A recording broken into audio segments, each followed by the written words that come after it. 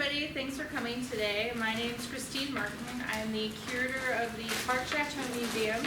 I'm so happy to see so many faces for our new songs for Butte Mining Camp Project. If you're not aware of this project, we are funded by the Montana Cultural Trust and also by the National Endowment for the Arts, where we are inviting 14 musicians from all over Montana to come to Butte and research historic mining songs. These are songs from turn of the century, like 1917, a very important time in labor history in Butte. And this project was started by our former program director, Carrie Coe, who is a Butte native. And while she was here at the archives, she discovered this book, New Songs for Butte Mining Camp. And this is a songbook that you would have tucked in your back pocket, and you would have taken it to meetings, and you would pull it out, and you would be able to sing along with all of your fellow coworkers. A lot of these songs have never been recorded, and they are Butte specific, and so Carrie was inspired to reinvent these songs for modern times. This is the only copy that we are aware of this book, and it was here at the archives. And it's a really exciting project for us. So we've had a number of musicians already, and I'm gonna pass this around for you guys to look at. We just have so you don't take it out of the sleeve. But if you'd like to actually see the interior of the book, I can send you a scan of this. And we might even have a scan on the cart. Yeah, we can print a scan out for you. Yeah, I've got one so too. You guys can see that. I'm going to pass that around. But yeah, so we've been inviting musicians to Butte, and the way this project works is that we invite a musician here. We have them stay here in Butte at the Jacobs House. They visit the archives, this really wonderful facility that we're so lucky to have. And they do research. So they look through this cart that the archivists here have been so generous to put together for us. And they dig through all the songs, and they listen to music, and decide what really inspires them. And then we commission them to go home, rework the song in their style, and return to Butte for a series of events. This is one of them, where we talk about the song and their research, and we record the song. So later this weekend we'll record the song, and tomorrow night at the Clark Chateau we will have a performance. So what time is that? At 7 p.m. in the Clark Chateau Ballroom on the 4th floor. And so we will have Aaron here perform. So this is our next new songs artist I want to introduce. This is Aaron Jennings from Missoula, Montana. Aaron is so kindly been part of this project, and a very enthusiastic researcher. He spent a lot of time here in Butte. Big fan of Butte history, so we're so excited to have him as part of this project. And I'm actually going to give it to Aaron and let Aaron talk to you guys about his research, because I think he does a better job than me. So without further ado, Aaron Jennings. Thank you. Don't sell yourself short, Christine. You're doing a great job. Thanks. Yeah, so my name's Aaron Jennings. I live in Missoula, Montana. My great-grandfather moved to Montana in the late 1800s when he was a little boy. And he became a singing cowboy and played. Yeah. No relation to whaling. Only if you go back to the 1800s. Oh. Supposedly he showed up at a family reunion once and caused a little bit of a ruckus and was not invited back. But so my great-grandfather was a singing cowboy, and that kind of inspired me to try that whole thing out at one point in my life, and well, here I am. Butte's always had a fascination for me, and a few of my other musical friends have been a part of this project. Aaron Parrott, who's a wonderful musician, a great historian, and then Cash for Junkers were also some friends of mine. And so I got really excited when I got to join the ranks. You know, in fact, before I play my new song, I'd like to play a different Butte historical song that I learned several years ago, actually, from a recording made in 1979 in a Missoula coffee shop. Oh my gosh. So this was sang by a musician named Jay Rummel, who was a printmaker and an artist. But this song was written around the turn of the century by a guy named Jack Gallagher, who was the uncle of a well-known historian, Eddie Gallagher, who I believe is the same guy who founded the Fort Missoula Museum. So I need to get that nailed down with a primary source, but I'm pretty sure that that's what's going on here. So anyway, this song is called The Butte Copper Mines, and it was written around the turn of the century. While traveling to Portland one fine summer morning, I picked up a paper all tattered and worn. I looked it over, much to my surprise. Advertising for miners in the Butte Copper Mines. Well, I went to the station and there caught the train. I traveled all night in the wind and the rain. Rolled into Butte City, sure was a hole. Slept out all night in the wind and the cold. Well, I looked the town over and it sure was a sight. And the gambling stayed open for the suckers all night. I hustled down, hustled the sweat. Then I'm hustling all over, I'm still hustling yet. Well, I went to the steward, he wouldn't fulfill. I'm through digging dirt out mountains and hills. I went to the boss, asked for my time. He handed me a slip, I was a pumpkin, a dime. Oh, listen, young fellas, whatever you do. No, I'm sorry. Oh, listen, young fellas, 'cause I'm telling you the truth.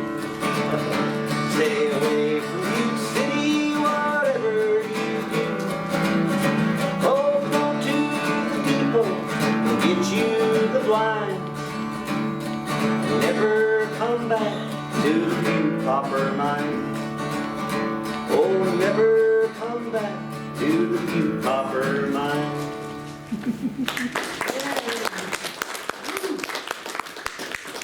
Getting a little warmed up. Usually I play on the, about 12 hours from now. So morning is a different world.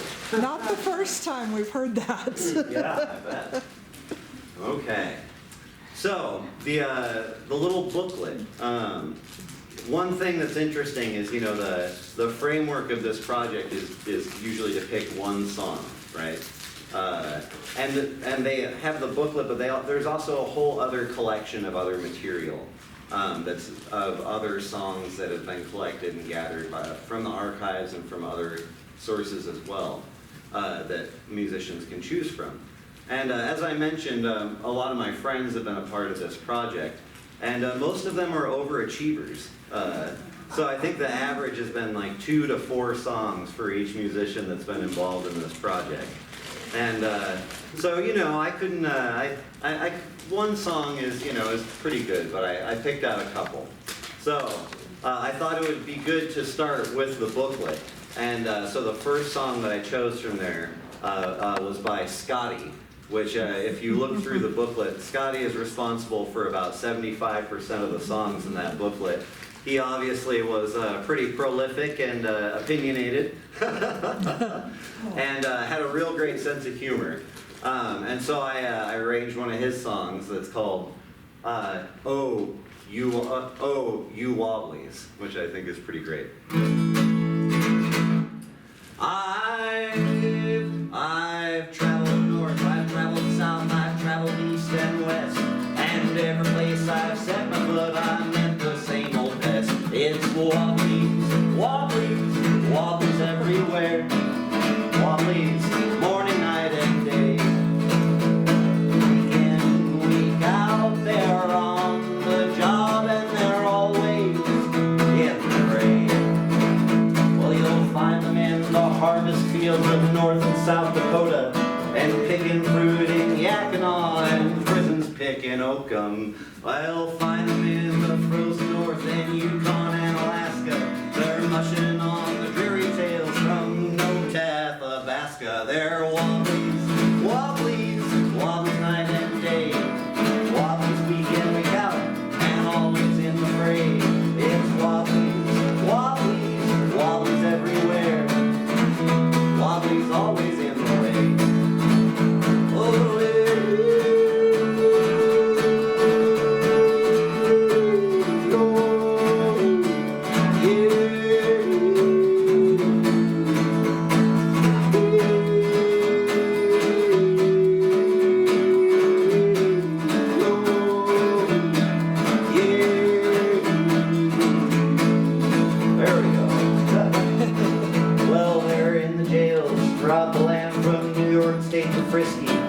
sailing on the seven seas where the breezes blow so briskly. The lumberjacks are wobblies all right through this western country. They're picking hops in sunny Cal and tobacco in Kentucky. It's wobblies, wobblies, wobblies everywhere. Wobblies every night and every day. Week in, week out, they're on the job and always in the way.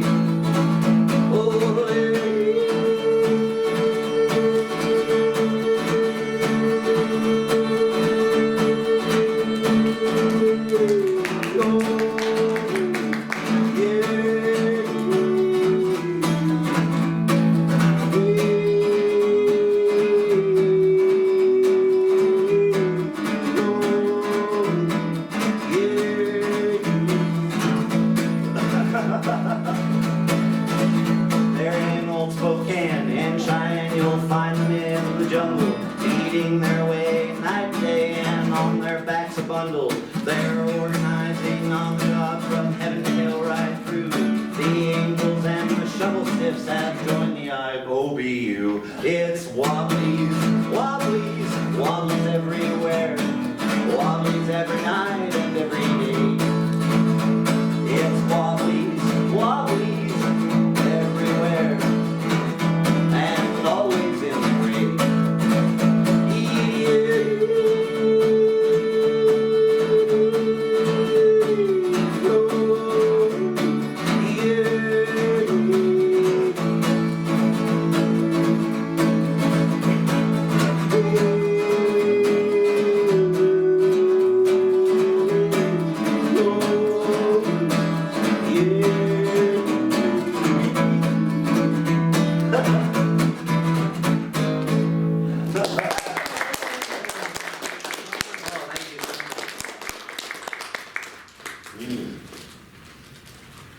So what are Wobblies? Well, they're the international workers of the world. Okay. The IWW, which one of the, an anecdote, I don't know if this is true or not, but supposedly the term Wobblies comes from the way that the Wobblies pronounced their W's. Because a lot of the international workers of the world at the time it became popular in Butte and other places in America were from Europe. and from the labor movement over there. Oh. And so, you know, some of them had the thick Scandinavian accents, and I-W-W, you know. I sound like Dracula, I can't quite do it right.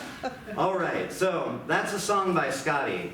But while I was here in Butte and looking through the archives, I kind of got fascinated by this guy named Al C. Fisher, which his claim to fame was this song, Sunset in Montana. Beautiful sheet music. I actually went out and I bought my own copy, just so, because you know, you get kind of picky about stuff, and you can find the stuff you look around. And you can see music by John B. Goodrich, who we'll talk about a little bit later. But Al C. Fisher was a really interesting guy. Is it okay to hand this around? It's covered in plastic. Yeah, in the Yeah, plastic, that's you fine. can look on the back. And you can also, there's a great advertisement on the back for Lloyd's of Butte, which I believe was a printing service. So, on bypass 1091. Anyway, we'll start it here. Lloyd's of Butte was a restaurant. Oh, It was where the old fort, where I think that'll it was do. Wobblies. Yes. It's pretty, yeah, and I have a backup copy that's in next year's edition I might swap out. Not Lloyd's of London, yep. I've told them about it probably a dozen times every time we drive by. Yes. So, I'm just gonna set this down for a second. So, while I was there, also in this lovely cart of materials we have here, we have this collection of odd records that were part of the Al C. Fisher collection too. And there's a few odd things about these, which one of them you'll notice, it's got 3 holes in there. Yeah.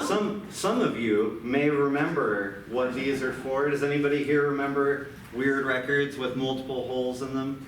I only remember the one hole. So, what these were was starting in the late 20s, actually, at the birth of electrical recording, you could get home recording units that would, like, some of them would be built into a big console radio, and some of them were little suitcase units, but you'd buy blank records from your local record dealer. But they were special. They'd have extra holes in them and stuff like that. And you could record things off of the radio or into a little microphone, and like they were often used for like letters to mom and things like that. You know, and these were around all the way through the 40s and 50s in various forms. You know, and so they made a record that wasn't quite as nice of a quality as you'd buy from the store, but you could still listen to it, right? So there's a whole stack of these, and when I asked them if they digitized them or anything, they said, oh no, there's nothing but junk on there, it's just noise. And I'm a big nerd for that kind of stuff. And so I actually went back to Missoula and got my transcription turntable and got a couple special needles. And I played all of these records, which I don't think they've probably been played since they were made. And most of them were made right around 1940 or 41. And they're all dated, and they have little introductions in the beginning. So, and they're all a little different. I broke a few needles trying to get them to play back, and there's all kinds of, you know, so all of these were made by Al C. Fisher and his friend John B. Goodrich, which you can see their pictures on the cover there. And they introduce each of the songs, and it'll say like, Sunset in Montana, written by Al C. Fisher. Music by John B. Goodrich, recorded in Butte, Montana, June 1940. It's pretty great. Another thing we have in this box here is a wonderful series of rejection letters that Al C. Fisher received in accordance to sending out some of his songs. So I really like this guy. What's funny is you see in that picture too, he's all dolled up as a Western cowboy, and I definitely have my own idea of what that sounds like. I'm going to play some Al C. Fisher for you now, and I don't think that, to me, it matches what I think of a 1940s Western cowboy.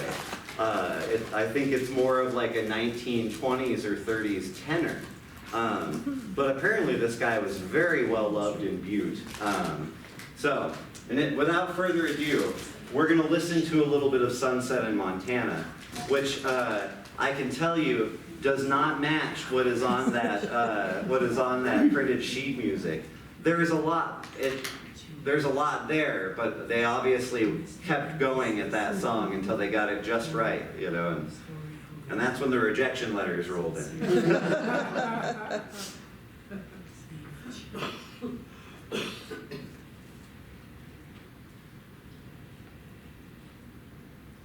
And I apologize for the audio quality, but like I said, these were made in 1940, so I've done my best to try and clean it up so that it's listenable.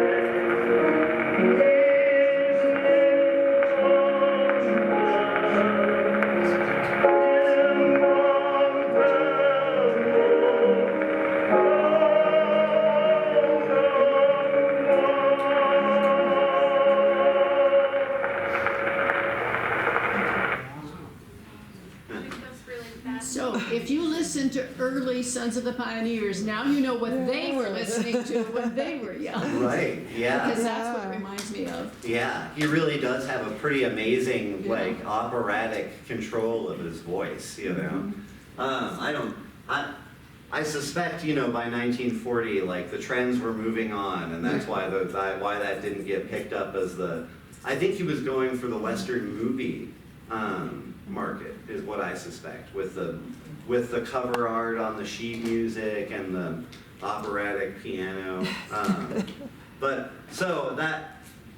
Those recordings are really what got me excited about Al C. Fisher, and just the idea of this guy, like, hustling around in Butte, you know, getting somebody to write the piano for him, and finding, he obviously used at least 3 different machines to make those records over a small course of time, so I think he was asking everybody he knew, you know.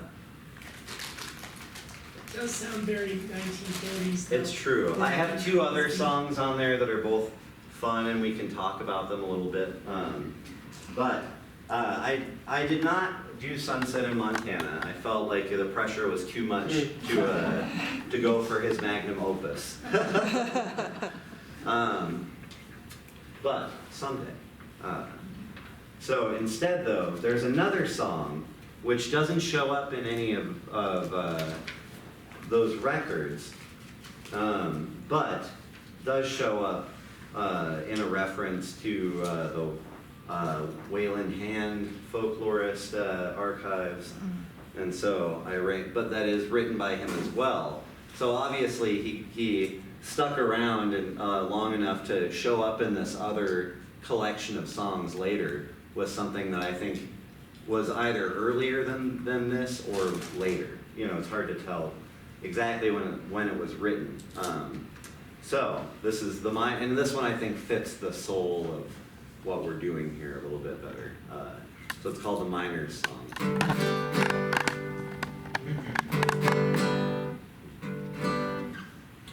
Oh, oh, oh, we're just a bunch of hard rock men. We labor in the mines, down in the darkest rocky heart, where the sunlight never shines. In shaft or stove, in raise or drift, we toil from day to day. In morning, night, or graveyard shift, we try to make it pay. Lord, look to the lad that digs the ore, to the miner of the West. His life is tough and his job is rough, but he always does his best. You may prospect near, you may prospect far, to the wide world's distant end, and richer strike you will never make than a miner or a friend.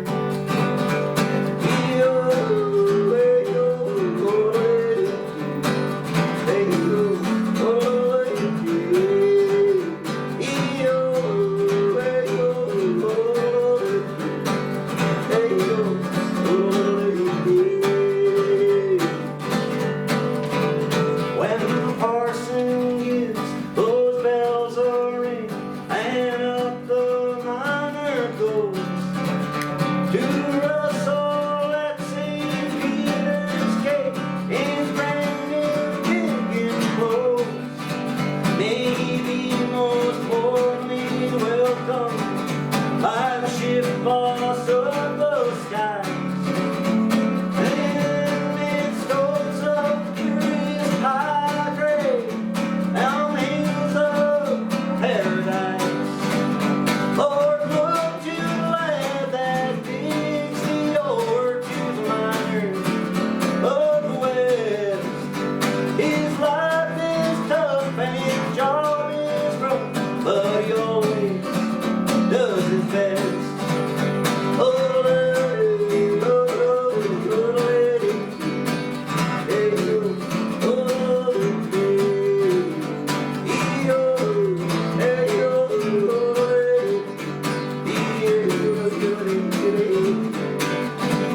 You may prospect near, you may prospect far, to the wide world's distant end, and richer strike you will never make than a miner or a friend. If you got a miner or a friend.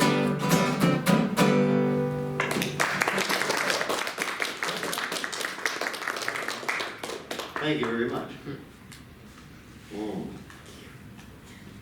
All right. I thought that was, it's so interesting how different that, even lyrically, how that is from the other Al Fisher stuff.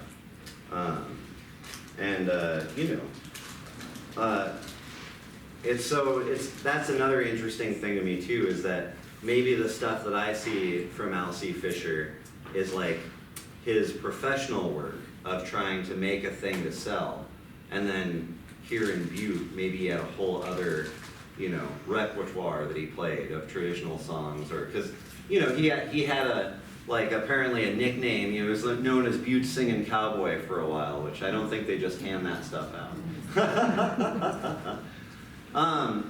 So this is not directly Butte related, but it is I wanted to play this song just because I think it's one of the great mining songs, and I think it's kind of interesting how it's kind of tied into all of this. So what's neat here is that we're kind of exploring folk traditions and trying to reinvent them. And one of the great traditional mining songs actually was written in the 1940s. And it's the song Dark as a Dungeon. You guys probably might know that one? Okay. Everyone should know this song. Everyone should sing this song, especially in Butte.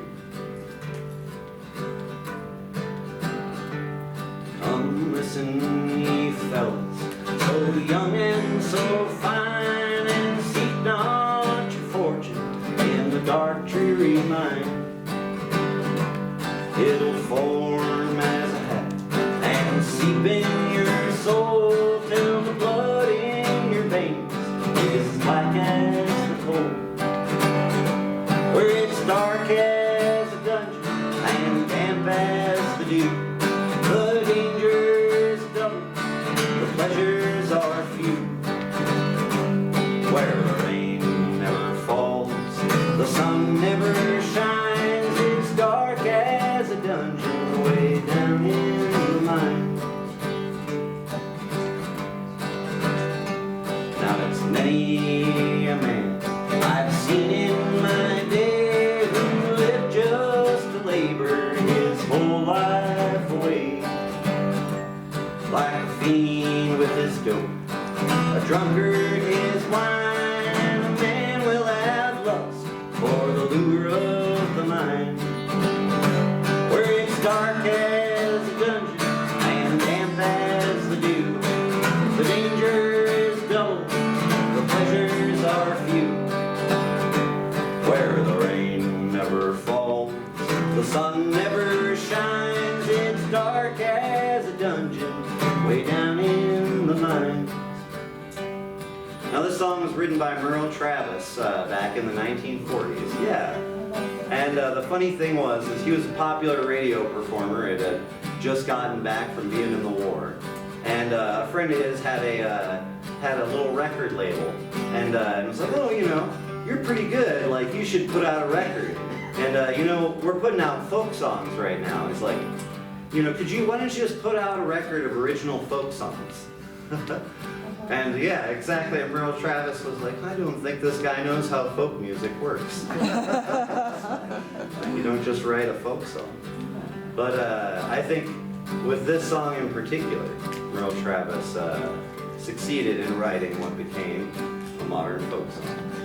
And I immediately thought of this song when I started doing this project. When my time has come and the ages shall roll, oh, my body will black and turn into coal. When I look from the door of my heavenly throne, I'll pity the mind digging my bone.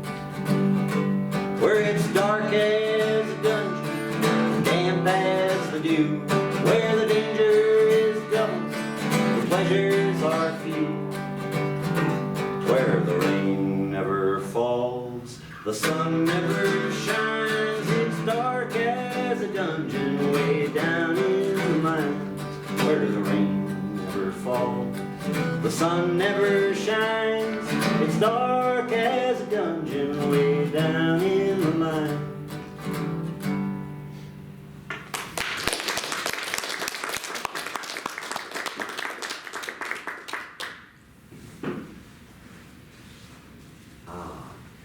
So I thought also, you know, I'd share another one of those recordings and see, and maybe ask if anybody can help me here.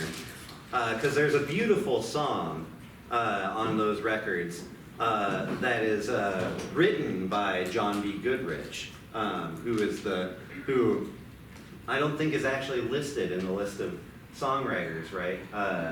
And it's a great song, but it's called My Own, I Own Walls. And I know of Ione, Washington, which was a lumber town back around that time. And I was curious if there was an Ione anywhere in Montana or in this area that anybody had heard of, because I hadn't. Okay, or an area, or like a gulch or something, or, you know. Okay, well, I just wanna play a little bit of this because I'm just so, for me, like, being a part of this project and getting full access to the archives, and everyone was nice enough to like loan me those records for a few days to like really go through and figure out how to transfer them, because each one was different. And it's just really exciting for me to get to share some of that with people. And again, exploring the spectrum of Al C. Fisher and John Goodrich. And this one sounds a little bit better. I thought it actually came out pretty good. So let's see. Aaron, there's an ion gulch in Montana. There's an ion gulch in Montana just off of I-90. Okay. And you and I must be looking at the same thing. Is that right? Yeah. Yeah, I pulled that up on the maps on too, and I was Rock Creek. curious if it, like, really I should probably talk to somebody like Mr. Gibson. Yeah, they Before you mine get to silver Clinton. over there and stuff. Yeah, It's so south of I-90 on Rock Creek. I kind of, that's my thought, is that maybe that, like, that's what this could be about, is that area, or another Ione in a land far away, because it's a little bit of a dreamy song, but it was written by John B. Goodrich, his music writing partner, who's obviously here in Butte too. So let's see what they have to say about Ione. Oh wait, here we go.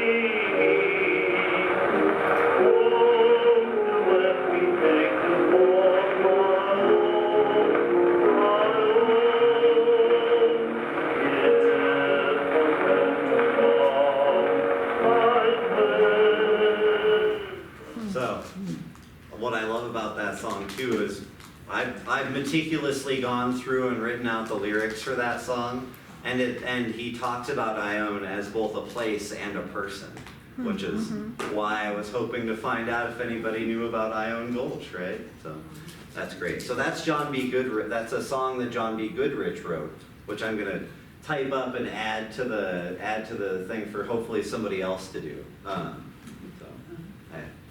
Thank you for enduring my enthusiasm for these old, strange recordings. But, you know, that's the thing, is that I was just so fascinated by the fact that I've been sitting there waiting for somebody, you know, to listen to it. I think it's good to point out that before Aaron came to the archive, a lot of these hadn't been listened to since Ever. the 40s. Yeah. Yeah. These gentlemen recorded, so they've just been sitting in boxes. Because we had no way to know what they were, as true with a lot of recorded material, Yeah. even if it's on a floppy, we still have. Access is a problem. Yeah, yeah. Well, and those records won't play unless you have the machine Exactly. it was made on. Or if you're very enthusiastic and start modifying another turntable to play it. So Yeah. it was a labor of love. And if you don't mind, I feel like most of the other artists have done some of their own songs too, right? Okay. I'd like to play you a song that was written by my great-grandfather in 1927. And this song was written about Charlie Russell, the famed Western painter, who my great-grandfather was friends with out in the Judith Basin area. Wow. Thank you, Christine. Did he know he was a famous painter when he did it? But he wrote this song after he passed away, and so I think he'd gotten some acclaim by the time he wrote it. And yeah, my great grandfather actually, he wrote down. So he spent a year and a half in Galen. At back then what was the sanitarium for tuberculosis. Yeah. See, this is the first audience that knew that before I said it. That's so great. And there's a picture of him sitting back in the hospital bed with his arms crossed. And he said I always thought this was a joke. He said the treatment at the time was gargling turpentine twice a day. Oh. Yeah, and I thought that was a joke because and you couldn't speak. That was the other thing about vow of silence. But I looked up what the treatment for tuberculosis was in the 1920s, and it was gargling a substance that contained something very much like turpentine. And their thought was that they were gonna kill all the stuff down in there, And, so he was not joking, even though. So what was the thing about not speaking? You weren't supposed to, use your vocal cords because it spread the tuberculosis, and because they thought it would stimulate it. They were trying to let you rest and the high mountain climate. Right. But it worked, I guess, for him. So supposedly he wrote this song. Or at least wrote it down while he was there. He painted roundups and rustlers and cow camps and holdups and the old Missouri River with its waters deep and wide. He painted cowboys and sagebrush, gray wolves and grizzlies, but now he's painting trails across the Great Divide. He painted mountains and canyons and other pictures of the West. His friends and comrades miss him since they laid him down to rest. He painted sunsets with halos, big skies, double rainbows, while I swing you too. But Charlie Russell waltz.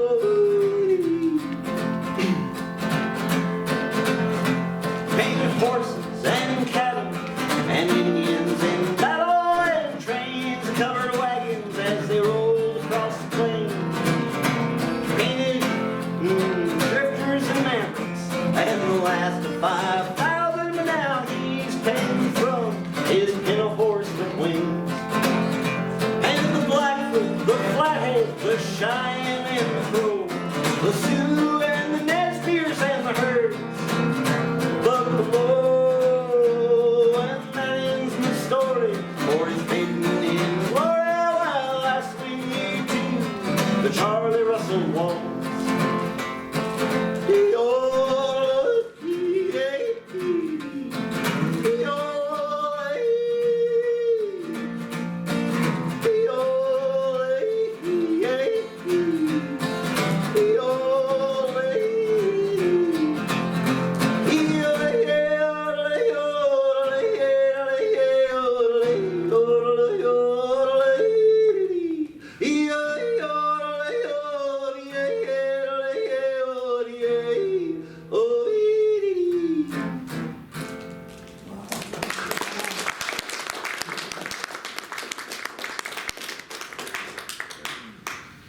All right.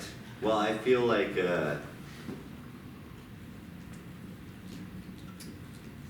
let's do this song was a big hit for one of the first successful women in country music, and that's Patsy Montana, who is known, actually toured through Montana in the late 30s. So officially one of the first female band leaders touring the country under her own name.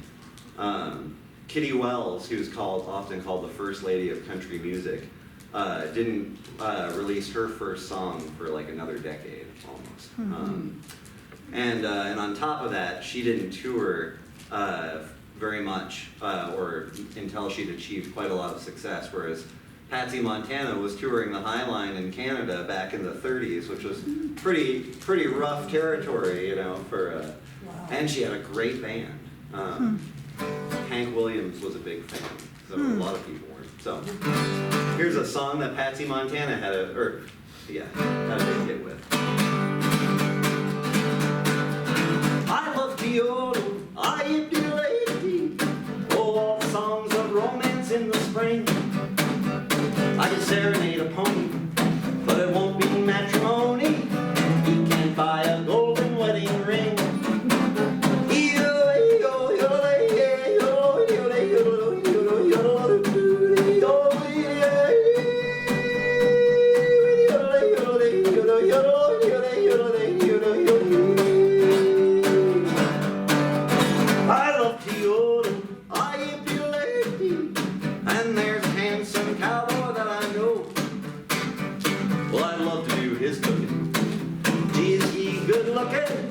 He's an actor on a TV show.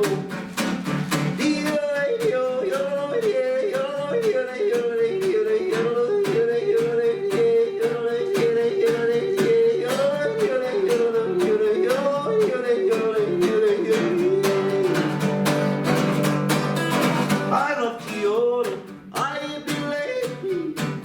No one wants to listen but the cows. So I'll yodel lullabies as I gaze into their eyes. They seem to like the melody somehow.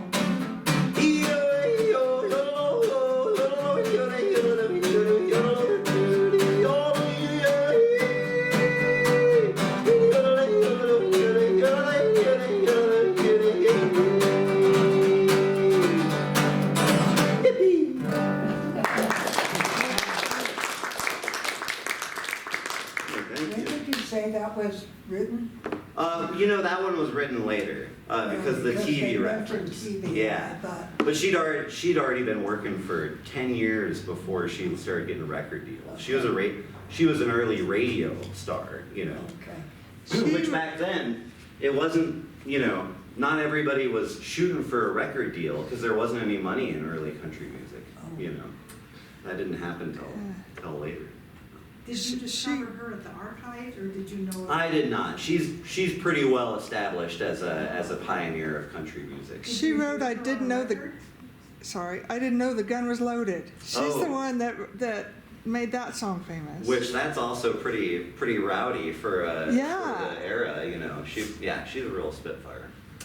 I heard somebody mention the Sons of the Pioneers. Was it you? Okay, Yeah. I'm gonna do a Sons of the Pioneers song just because can't be one up by my own audience. What's fun about this song, talking about like music markets back then. So this song was written by the lead singer of the Sons of the Pioneers at the time, who then went on to have his own very successful solo career. And why this song was such a big hit that he decided that he would just change the title in a few words and record it with his new band. And so it's actually put out under Sons of the Pioneers and also Gene Autry. Yeah. And it's called either The Devil's Great Grandson or Skyball Paint. Old Skyball Paint was the devil's saint, and his eyes were fiery red. Good men had tried this horse to ride, all of them are dead. Now I won't brag, but I rode this nag till his blood began to boil. Then he turned around and ate 3 pounds of good old Texas soil. Singing, hi, oh lad, don't you make me mad, I'm the devil's great grandson. I'm doing my best to tame the West with my great big 44 gun. E-O, E-A-O, yo-lo-lo-lo-dee, yo-lo-lo-lo-dee, E-O-le, yo-lo-lo-le, yo-lo-lo-le-yo-lo-lo-le-yo-lo-lo-le-yo-lo-lo-le. Well, in Tennessee, just had a spree when I meet old Sheriff Jim. With his fist of fun and a big 6-gun while I buys a town from him. For a whoop and a holler and a counterfeit dollar, then I asked for a bill of sale.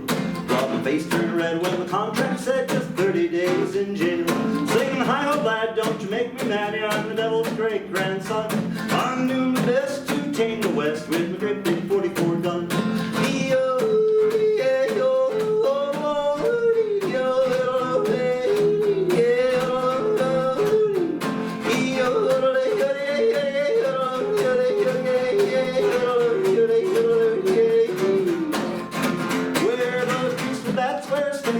And the batman all run free. Where they sold the jail at a bargain sale, yeah, that's the land for me.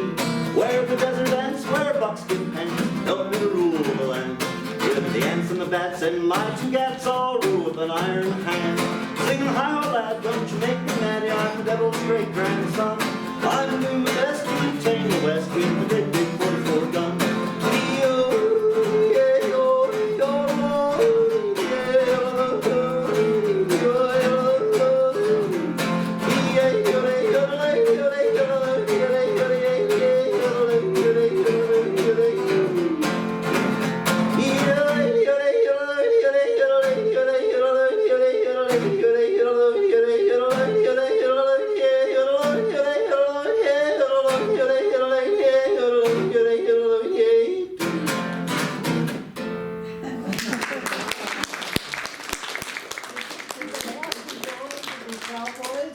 What's that? Did they have to yodel to be cowboys?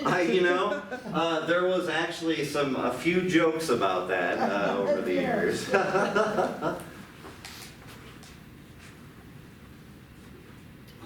Some say yes and some say no. Actually, there's a famous quote. His name is going to escape me right now, but he is a Butte character, a Montana character. Oh, geez. I hate when I wasn't planning on talking about this guy, but you mentioned that. Famous Western cowboy songwriter who wrote When the Work's All Done This Fall. He wrote When the Work's All Done This Fall. And he was quoted in an interview on his deathbed as saying, I do not believe that any cowboy who could would yodel. Michael Martin Murphy? There's No. He's there's alive. I know. There's Colton Wall down. You won't find a recording. He died in like 1917 or something. He's considered one of the first Oh, Marty Robbins. cowboy did it. poets and Western songwriters, like very early stuff. I'm sorry, I can't remember his name right now. But on that note, I will. DJ O'Malley. That was him right there. DJ Who is it? O'Malley. Thank you. What is it? DJ O'Malley. DJ O'Malley. O'Malley. Yeah. He wrote some very famous cowboy songs and poetry, and we're talking, the very early stuff that existed before recording technology was even invented. But I think it's so funny that he would say that, and then my great-grandfather, who was a real cowboy, was also a singing and yodeling cowboy. So, that's what you get. You get opinions. But here's one more song, actually, since we're talking about DJ O'Malley. This song is another one. This one was written by that fella, Jay Rummel, who collected the Butte Copper Mine song that I played first. But this references that DJ O'Malley song, and so it's think it's interesting how songs get picked up and handed down in each, successive generation. And Jay Rummel was also a historian, and so I think it's funny that he picks out a line from a DJ O'Malley song in this one. Well, roll, share, my darling, my wild prairie road, queen of old Montana, where the Yellowstone River flows. I'm riding on my Bronco, riding straight and tall. Gonna carry you away to Frisco Bay when the work's all done this fall. It was around the time when Judith came into my old town, and the reps, they come riding in from the outfits all around. Cowboys are sleeping in mud, rain, and mud, and the cold keys cussing about the gravel and the chuck. Well, I ride the Captain Cable and my Ramsey XIT, and I punch for every outfit on the upper Missouri. I hustle dusty cattle where the short grasses grow. I dreamed at night by the campfire light of my wild prairie road. We'll share my darling, my wild prairie road, in the old Montana where the Yellowstone River flows. Riding on my Bronco, I'm riding straight and tall. Gonna carry you away to Frisco Bay when the work's all done this fall. Well, her pa's an Irish cowboy, her ma's a Cheyenne Cree.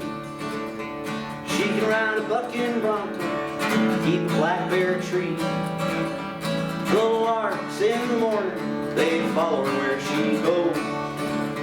And sagebrush sings a melody in my wild prairie road. We'll share, my darling, my wild prairie road, queen of old Montana, where the Yellowstone River flows.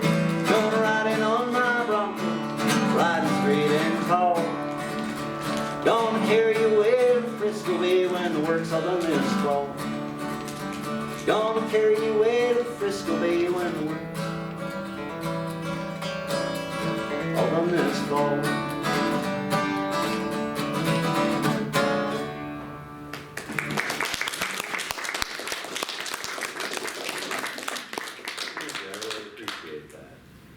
All right, what time are we looking at We're here? at 1 o'clock, so Okay. it's kind of when we end, but I don't want to rush you. Okay. Now, let's cover what you want to cover. Well, that pretty much wraps up my, I've got one more song here, and this is hopefully my personal contribution to Butte songs. I got to spend a whole month here, really, as part of a different program, the Open Air Montana residencies at the Clark Chateau, so I got to spend about a month working over there and staying at the Jacobs house, and it was really transformative. And so I've been writing a lot of songs kind of surrounded by and about Butte, and well, I'd like to share one with you. I wrote this out of a little bit of frustration with our state legislators, and I feel like that's something that we can all, regardless of what personal political creed you happen to follow, I think we can all agree on disliking politicians. At least that's how it used to be. So this is my song about kind of expressing my frustration with the city of Helena, and which is where my father was born and raised. I have to admit, I've got, I feel like I'm allowed to maybe express a little bit of disappointment. And my love of the city of Butte. So this is a little bit of a sing-along, if you feel like joining in. And the chorus is, "You can go to Helena, I'm gonna go to Butte." Sounds good.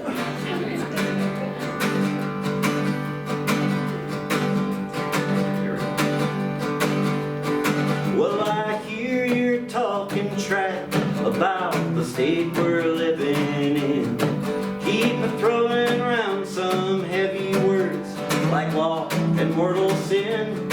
Well, you've got a twisted logic, your heart is destitute. So you can go to Helena, I'm gonna go to Butte.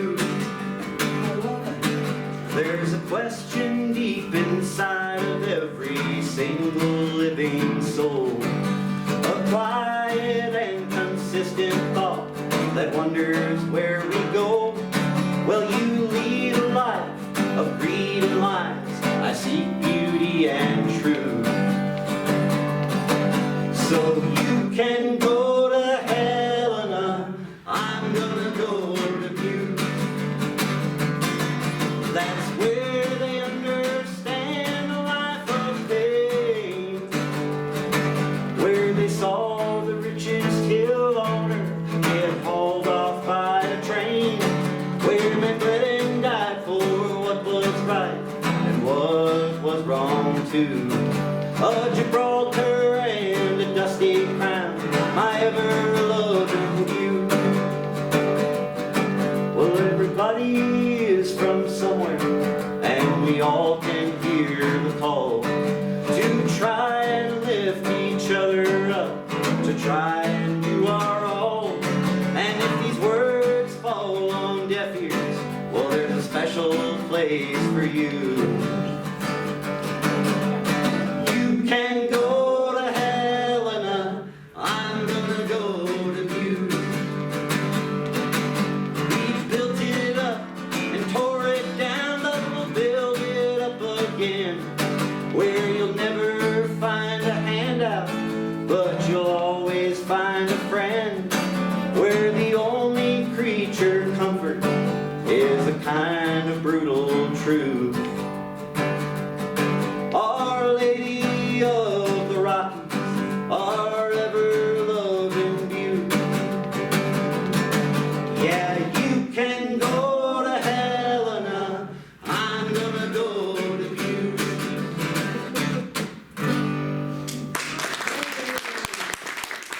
Hey, thank you so much, guys. I really appreciate you all coming out today. And thank you, Christine, for having me as part of this project, and all the hard work that I knew you and Carrie have put into everything you do here. So, thank you to the archives for making this a reality too, and making all this history available to us dirtbag musicians. Yeah, and I just want to echo Aaron. Thank you all for coming today so much. And we will be hosting Aaron tomorrow night at the Clark Chateau at 7 o'clock. So I hope to see some of you there. So thanks for coming out. Thank you.